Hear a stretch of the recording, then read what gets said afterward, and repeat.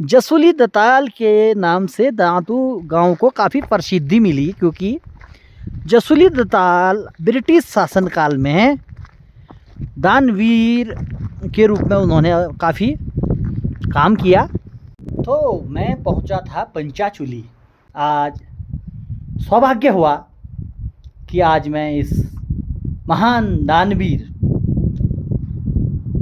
मूर्ति के सामने मैं खड़ा हूं। और तो यह है ब्रिटिश काल के समय की महान दानवीर जसोली दताल सौक्याणी। यह एक वृद्ध सी महिला न्यूलमती नदी में सोने चांदी के सिक्कों को डाल रही है। तो ये गांव है दांतू, और दांतू गांव की जो प्रसिद्धि है, जसोली दताल के नाम से दांतू गांव को काफ़ी प्रसिद्धि मिली, क्योंकि जसोली दताल ब्रिटिश शासनकाल में दानवीर के रूप में उन्होंने काफ़ी काम किया। तो यह है दांतू विलेज, और अब धीरे धीरे यहाँ होम स्टे बनने लगे हैं और पर्यटकों के लिए उस फैसिलिटी मिलने लगी है और ग्रामीणों के लिए रोज़गार के अवसर पैदा होने लगे हैं। सामने आप देख सकते हैं यहाँ होम स्टे। तो मैं पहुंचा था पंचाचूली और सारे दुक्तू विलेज को मैंने कवर कर चुका था।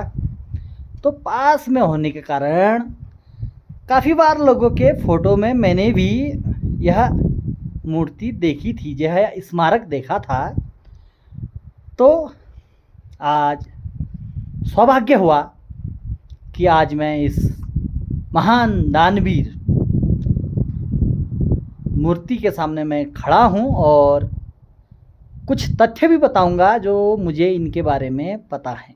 इस काल के समय की महान दानवीर जसोली दताल सौक्याणी, जिनकी दानवीरता से दांतू गांव अपनी ख्याति और प्रसिद्धता को प्राप्त कर चुका है। तो बात करते हैं महान दानवीर जसोली दताल सौक्याणी की। तो यह बात तब की है जब भारत में ब्रिटिश सरकार की हुकूमत हुआ करती थी। धनी माँ बाप की पुत्री जसोली दताल, जिनका जन्म दांतू गांव में हुआ, जो कि दारमा वैली के अंदर पिथौरागढ़, वर्तमान में पिथौरागढ़ ज़िले के अंदर आता है। कहा जाता है कि दारमा की शासनकाल में सबसे अमीर महिला होने का भी गौरव जसोली दताल सौक्याणी की को ही जाता है।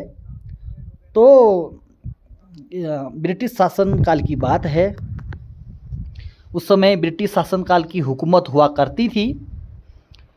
तो असमय में जसोली दताल के पुत्र की मृत्यु हो चुकी थी और पति भी दिवंगत हो चुके थे।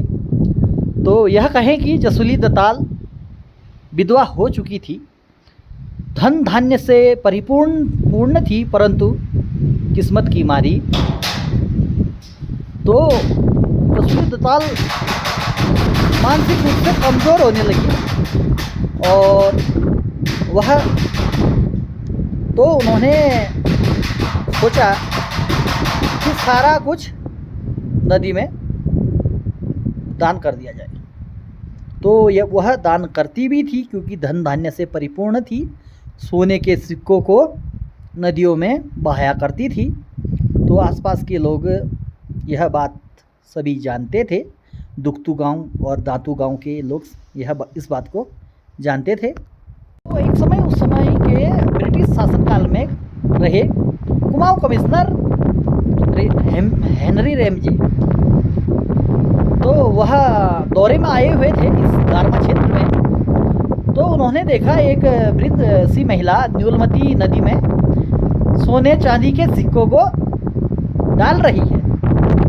तो वह दुक्तू गांव से आ रहे थे, तो वह दांतू गांव में पहुंचे और लोगों से इसका कारण जाना कि कि यह जो महिला है कौन है और यह सोने और चांदी के बहुमूल्य सिक्कों को निर्वस्तु की तरह नदी में फेंक रही है, आखिर क्या कारण है। तो लोगों ने बताया कि अल्प आयु में विधवा होने के बाद, पुत्र की मृत्यु होने के बाद थोड़ी मानसिक रूप से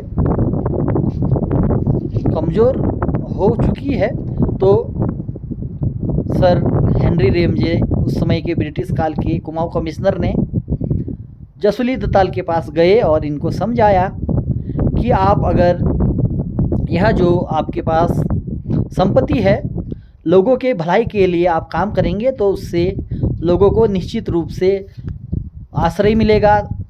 तो उन्हें, तो इस प्रकार जसुली दत्ताल दानवीर, इतनी बड़ी दानवीर थी कि उन्होंने अपने सारे संपत्ति को, जो उस समय तिब्बत व्यापार द्वारा कमाया गया सारा, जो उनका जो पूरी संपत्ति थी, उसको घोड़े और अन्य वाहनों में लादकर अल्मोड़ा कमिश्नरी भेज दिया।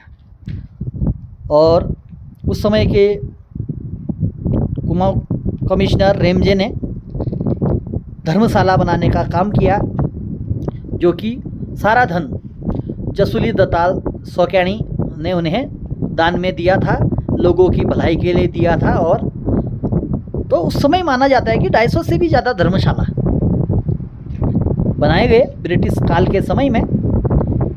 तो इस धर्मशाला में कुछ मुख्य धर्मशाला भी थे और यह पूरे उत्तराखंड के, पूरे आज जो वर्तमान में उत्तराखंड है, उस पूरे उत्तराखंड में, चाहे आप अल्मोड़ा हो, नारायणगढ़ के, चमोली के नारायणगढ़ देवाल क्षेत्र में हो, चाहे उत्तरकाशी बुराला क्षेत्र में हो, चाहे अल्मोड़ा क्षेत्र में हो, चाहे नैनीताल क्षेत्र में हो, तो इन सारे क्षेत्रों में जसुली दत्ताल के धन द्वारा धर्मशाला का निर्माण कराया गया और पानी पीने की व्यवस्था के लिए नल लगाए गए।